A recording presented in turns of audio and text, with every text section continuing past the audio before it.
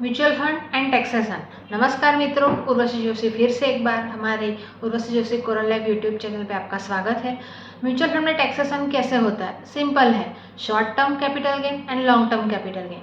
यदि आज इन्वेस्ट किए हैं और एक साल के अंदर हम यदि विड्रॉ करते हैं तो प्रॉफिट का 20% हमारा शॉर्ट टर्म कैपिटल गेन लगता है। लॉन्ग टर्म कैपिटल गेन में एक साल के बाद यदि हम विड्रॉ करते हैं तो जो हमारा प्रॉफिट पोर्शन होता है उसके 12.5% हमारा लॉन्ग टर्म कैपिटल गेन में आता है। एग्जाम्पल से समझने की कोशिश करेंगे तो ज़्यादा अच्छा होगा।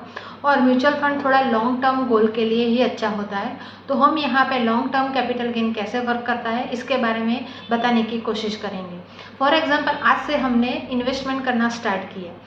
आज हमने थोड़ा थोड़ा इन्वेस्ट किया। 10 साल में हमने 10 लाख रुपए खुद के कैपिटल अमाउंट इन्वेस्ट की, जिसकी वैल्यू 10 साल के बाद है मानो कि 30 लाख रुपए।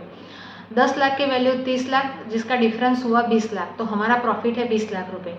तो 20 लाख के अमाउंट में से सबसे पहले 1,25,000 अमाउंट निकल जाएगी, जो हमारी कैटेगरी है कि इतनी अमाउंट हम एक साल में विड्रॉ करेंगे तो उस पर कोई टैक्सेशन नहीं आता है, और ये सबके लिए सेम है। इसके बाद हमारे पास बचते हैं 18,75,000 रुपये।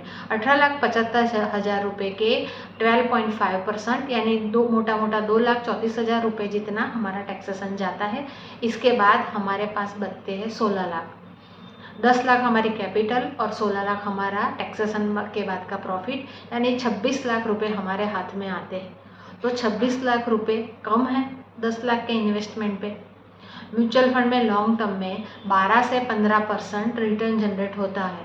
जो हमारी महंगाई का दर जो है, हमारी इन्फ्लेशन का जो दर है वो 7% के आसपास होता है, जिससे कहीं अच्छा है। तो इसमें इन्वेस्ट नहीं करना चाहिए। इस इंस्ट्रूमेंट को, म्यूचुअल फंड को हमारे फाइनेंशियल गोल में शामिल नहीं करना चाहिए। यदि आपको भी ये लगता है कि नहीं ये बात सही है और हमें म्यूचुअल फंड में इन्वेस्ट करना चाहिए, तो हमें ये नीचे गए हुए नंबर पे कॉल कीजिए। 9825351972 हमारा मोबाइल नंबर है। तो देर मत कीजिए, तुरंत कॉल कीजिए। नमस्कार।